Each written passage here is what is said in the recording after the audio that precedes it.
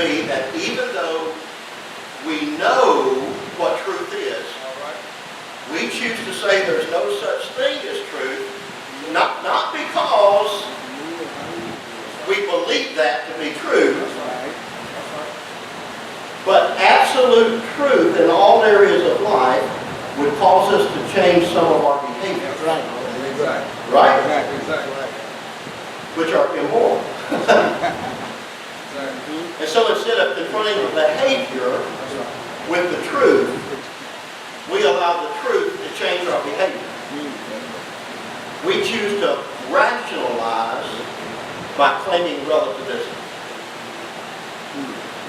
That there's no absolute truth. Here's what it means to rationalize. I love what Rick Warren said. He said, our head believes what our heart knows is wrong, and so we speak rational lies to justify our behavior. Now, with that in mind, here's the first way we know truth. Because of revealed truth in the Bible.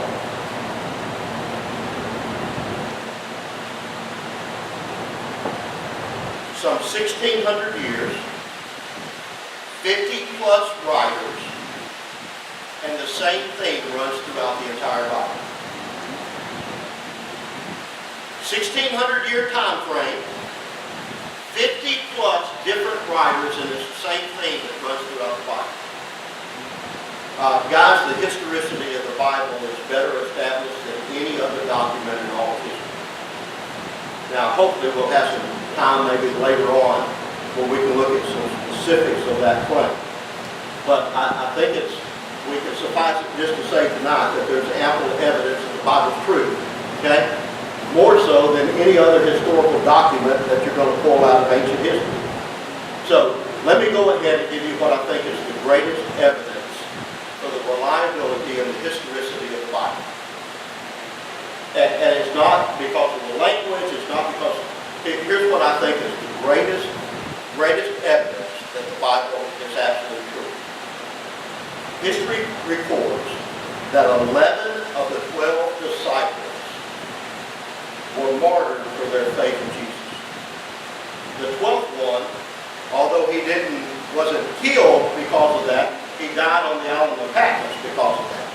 Died of old age. But the other 11 were all martyred because of their faith in Jesus. Now, I know some people might look at that when I say that to them, and I've used that argument before to say, this is why I really believe that the Bible is true. Because of this one fact. Throw out all the other stuff if you want to. You know, I mean, I think that's important. All of those documents and, you know, the writings we have and all of that kind of stuff. But there are people who say, Sam, there are people in the world today who are willing to die for something that they believe is true. I mean, we see it today, right? Yeah. I mean, we see it where people strap bombs on their chest. They're willing to die for something they believe is true. We saw it 9/11, right? Airplane into a building, willing to die because of something they believe is true. And I want you to get this. People will not die for something they know to be false. They may be willing to die for something they believe to be true, but they will never die for something they know to be false. Each of these 12 men followed the life of Jesus for 3 years, except for the one that came on board later on after Judas, remember? But I'm sure he still heard the stories from Jesus' mouth anyway. Okay, he just wasn't one of the original 12. They not only followed him, they witnessed his death, they witnessed his resurrection, and that's why they died for their faith. Now, if they had made all that up, if they knew that all of that was a complete fabrication, what do you think the likelihood would be that they would have died for their faith? For something they knew to be false. I mean, these aren't guys who came along 100 years later, you know, that were given the choice to say, hey, would you believe that Jesus is who he said he was? like us. These are guys who saw him, who heard him, who saw him when he was resurrected. They knew it to be true. If they had made all of that up, do you think they would have taken that to their grave and died as a result of it? No way in the world. You see, people will die for something they believe to be true, but they'll never die for something they know to be false. That's one of the greatest evidence for the historicity and reliability of the Scripture. Now,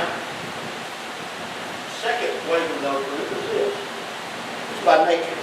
That's Romans chapter 1. If you want to read a chapter of Scripture. There's no other explanation for the reality of the physical world except God is. That's it. I mean, that's the only explanation for the reality of the physical world. We live on a unique planet that is uniquely designed for life. If it was tilted just a little bit one way, we'd freeze. If it was tilted a little bit the other way, we'd burn up. I mean, right. When you study science, science has a way of coming back to say what the Bible says is true, not to say it's false. But nature explains that. Now, we can go into a lot of things. We just don't have time to do that. But I would encourage you guys. Take a look at all of those facts of nature, you know, and read Romans 1. And then, number 3, the third way is this. Let's do our conscience. That's Romans chapter 2.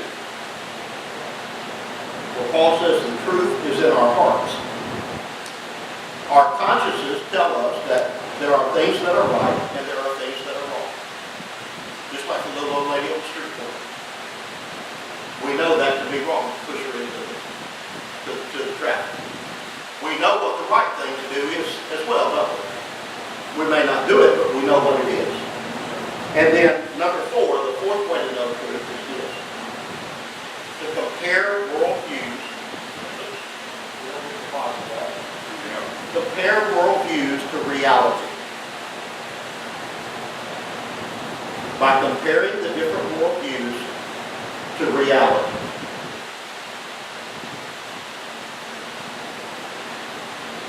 Now, I really think this is a good place to start talking to non-Christians about worldview. Not to start with the Bible, but to start right here with these 4 questions that we talked about. Find out from them what they think. And then go through a biblical worldview and see which one makes sense. All right? Truth is that which conforms to reality. Truth can never deny reality. Yet some worldviews do just that. They deny reality. Now, here's what you're going to discover if you compare all of these major worldviews out there. You're going to discover that it's only the biblical worldview that answers the questions correctly with integrity. All of the others are going to break down to some point along the line. And when a worldview provides a wrong answer that goes against reality, there are bad consequences that come along with that.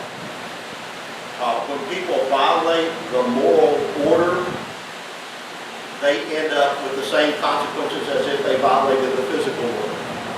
Like jumping off of a building, you violate the physical order, and you jump off the building and say, I don't believe in gravity, what's going to happen? Splat. Okay. Plain and simple. Because truth matters, you got to know what truth is. Okay? That's what. And you can know truth in these 4 ways. By what's revealed truth in the Bible, by nature, by our conscience, by comparing worldviews with one another, with what actually works in the world. You can then say, this is true. This must be true because it conforms with the way things are.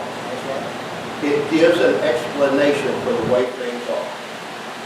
Now, so let's look at these 4, and we'll see if we can't get through this tonight before we close out. Okay? Let's look at these 4 questions. Where do we come from? What's my identity? Let's look at a biblical worldview and compare it with a few others. Okay? This is the first question, and in many ways it's the most important question. You get the answer wrong to this question, and nothing else makes sense in life. All right? Who am I? Where do I come from? What's my identity? Now, how does the biblical worldview answer this question? When we look at the totality of Scripture, how does the biblical worldview answer this question? Here it is. We are created in the image of God to reflect His glory, to love God, to love others. We are created in the image of God. That's the biblical worldview. That's Genesis. That's creation, right? That's how it starts. Male and female, He created them. In His image, He created them. That's the biblical worldview for my identity, for who I am, for where I came from. And we are created in His image to reflect His glory, to love Him, and to love one another. Now, God made us in His image. And that gives each one of us, regardless of who we are, regardless of where we live, innate dignity and provides a foundation for ethics, for morality in our life. You see, being created in the image of God means that we are made for a purpose. There's a reason for living. There's a reason for life. Being created in the image of God is the basis for human worth, for human value. That's why each and every person is valuable, has worth. That's right. Regardless of who they are, regardless of what their circumstances are, regardless of what they've done or haven't done, everyone created in the image of God means that you have worth. Now, we really cannot contemplate life without purpose. One of the greatest needs of all human beings is to understand that our life has a purpose to it. It has significance. It has value. Now, you compare this worldview, a biblical worldview, to what we find out in Genesis 3 that Satan kind of throws at Adam and Eve. The worldview that Satan throws is this: you're meant to be gods. You're meant to be the center of the world. You're meant to be in control of everything. That's the worldview that's espoused by Satan. God says you're created in my image. That's where your worth comes from. That's where your purpose comes from. Satan says, you're meant to be gods. That's why God's feeding you this line of wool. You know? Now, one of the competing worldviews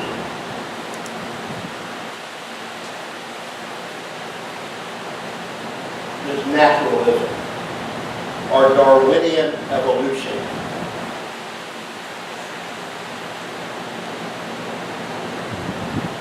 According to this worldview, we are all the result of some random mutation. And effectively, we are just complex slimes. I mean, that's what we are.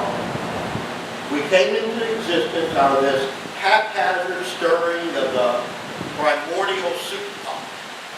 You know? And here we are. Now, if that's where we came from, that's the naturalist Darwinian evolution worldview. Where do we come from? Well, it's all evolution. It's all, you know, it started this way, then mutated into this, then mutated into this, and finally here we are kind of thing. If that's where we came from, ultimate conclusion, what's the value of human life? There's none. by accident. There's no purpose in our creation. We're just here by accident. No value, no significance to human life whatsoever. Now, you're going to be hard-pressed to find an evolutionist who would voice that. They're not going to say that, but that's the ultimate outcome of that worldview. Naturalists know that they do not have innate value, even though, or they know they do have innate value, even though they can't find a reason for it in their worldview. They still believe that life is valuable. But their worldview basically teaches no, it's not. It breaks down right there. Throw it out. Because your worldview is saying there's no value to life, and here you are saying, yes, there is. Where does it come from? You know? Being created in the image of God also gives us a reason for why we care about others in this world. The reasons why our hearts go out, and our debit cards as well, when we see those reports on TV of children in Africa that need our help, or this group of people that needs our help, or someone struggling after a tsunami or an earthquake or a hurricane, is because of the image of God. It's because we know that there is value to life. That doesn't come from evolution. That comes from understanding you've been created for a purpose. Now, taken to its logical conclusion, Darwinian evolution, naturalists really have no basis to care about other people. Why would people do good for other people if we're simply animals trying to survive? If it's simply survival of the fittest, why would we ever want to do something good for somebody who's struggling? Logical conclusion of that worldview is that we would be applauding the fact that the weakest are not surviving. That's more for us, you know? That means my survival. I'm stronger than they are. That's not reality, is it? That's not how people operate. That's not it. Now, until Darwin came along, theology was called the queen of science. That's because theology made sense out of reality. All of the major scientists at that particular time when Darwin came along were also theologians. Why? Because theology drove everything else. It was the foundation. We're created in the image of God. That's why we have life. That's why life has meaning. But Darwin came along and became popular, not because his thinking was truth, but because he came along during an era in the history of our world that was moving away from biblical truth and replacing Christianity with this enlightenment kind of thought. Big things were happening in England and Europe during that time when Darwin came along to see, and it just gave reason for people to justify the shift in morality. They didn't want to do that. They wanted to do something else. And this gave them the reason to say, here's reason for that. Here's cause for that. The reason that Darwinism is still popular today is because it cuts out that foundation of morality. And it allows us to live however we want to live our life. That's the only reason it's still around today. That's exactly what's leading a lot of movements today. Social Darwinism, eugenics, which denies the value of human life. You know, this whole kind of thought process and stuff on, when do we end life, you know, all of that. Here's where it comes from. Here's another thing that confuses me about evolution, about this world. Why care about saving a particular species? Now, most evolutionists are also environmentalists. Or let's put it this way, most environmentalists are also evolutionists.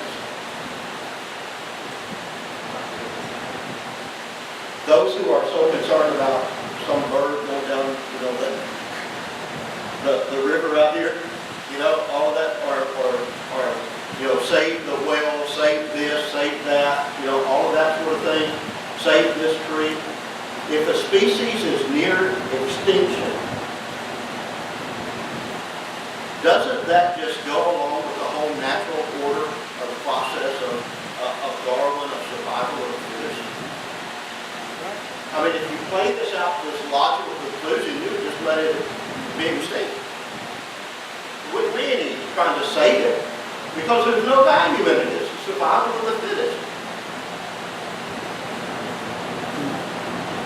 Now, Darwinism is not a science.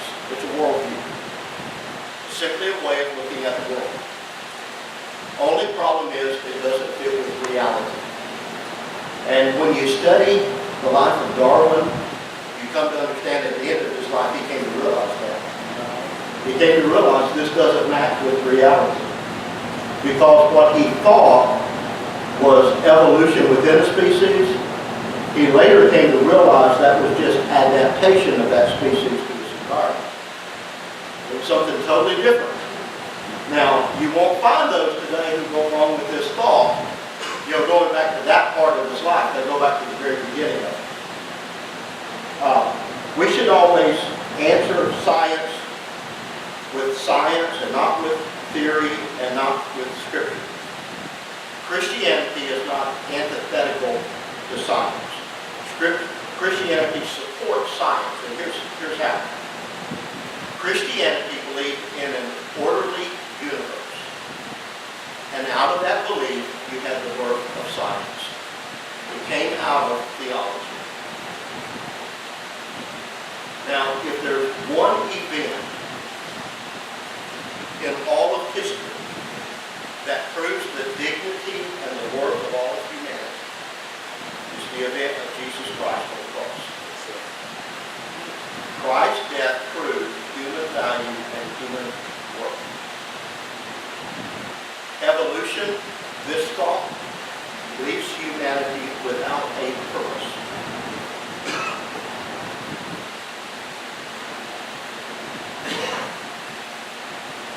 Those are the two basic things. Human life is by accident, no limit value to life. Let me get to a quote here. Bertrand Russell said this: unless, and this is an atheist guy, unless you assume the presence of a God, the question of meaning and purpose in life is irrelevant. There's no God, there's no creator, there's no designer. If life just happens by chance, by circumstance, then life has no existence and does not matter. There's no value to life. It's impossible then to hold to this evolutionist, atheistic worldview and say that people matter. Because one of the leading people said, without an assumption that there's a God, there's no meaning, there's no purpose to life. Another one, Albert Camus, said this: in the face of the meaninglessness of the universe, the only serious philosophical question is suicide. Life has no meaning. So why live it? Ernest Hemingway bought into this hook, line, and sinker. That's why he took his own life. Because to him, life had no meaning. So why live it? Now, what are the implications if there is a God? Let me see if I have this on the slide. Don't have it on the slide. Let me just give it to you. Here are the implications if there is a God. The image of God gives all human life sanctity and value and meaning and purpose. The image of God gives each one of us value, significance, purpose in our life. You don't have to write these down if you just want to. They're not going to be asked you to give them back at some point. It also implies that God has placed His creative gifts within us, and we have to determine how to use those. And if there is a God and we are created in His image, then we understand the need to protect life at every stage of life.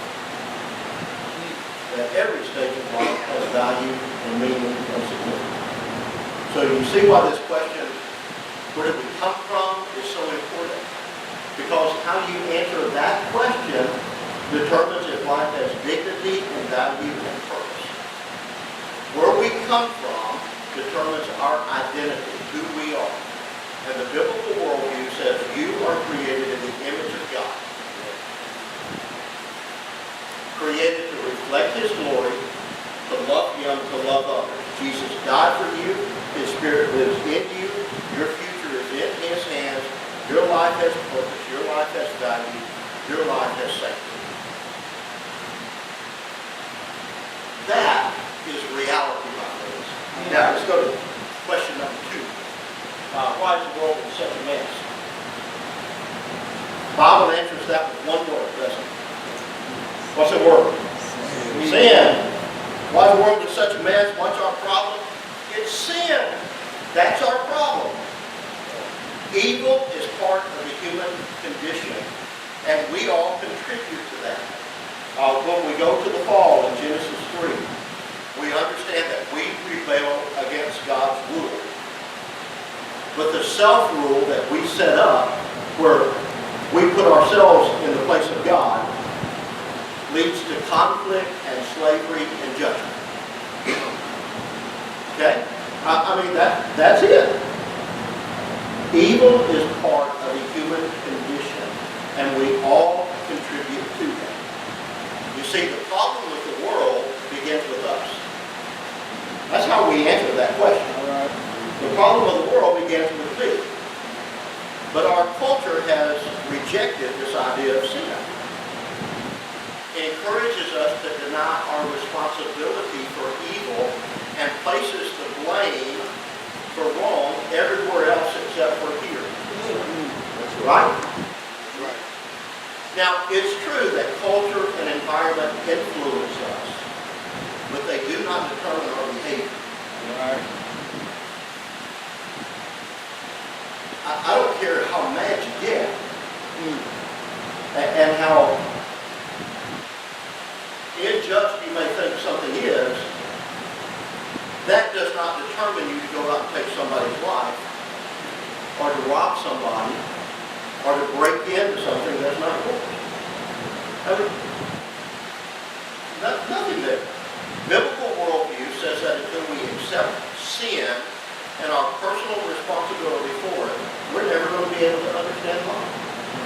We're never going to make sense out of the mess of the world. But once we accept responsibility for our actions, then sin becomes clear. And even though God created us good, original sin has bent that nature so that we desire the wrong things and we act on those desires.